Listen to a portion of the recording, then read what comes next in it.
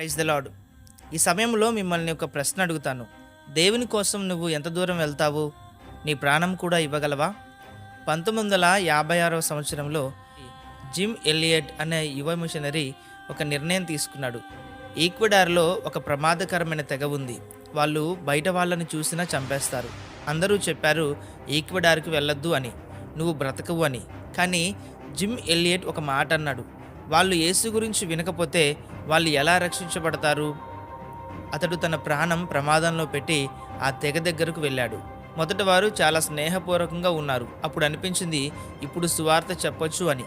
కానీ ఆ తెగ వాళ్ళు తిరిగి వచ్చి జిమ్ ఎలియట్ను మరియు అతని స్నేహితులను చంపేశారు. ఇక్కడే చాలామంది ఆగిపోతారు. ఇంత జరిగినా ఏంటి ప్రయోజనం అని. మరికొంతమంది ఇలా అంటారు, ప్రయత్నం వృధా అయింది అంటారు.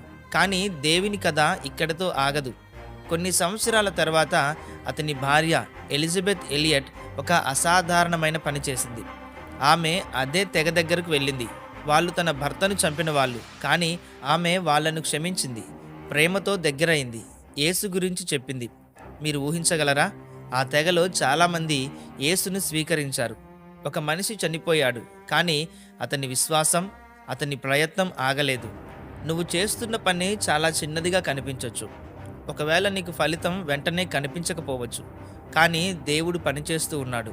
దేవుని వాక్యం ఇలా సెలవిస్తూ ఉంది, ప్రభువునందు మీ ప్రయాస వ్యర్థం కాదని తెలుసుకొనండి. ఇలాంటి మరిన్ని వీడియోస్ కోసం మన ఛానల్ని ఇప్పుడే సబ్స్క్రైబ్ చేయండి.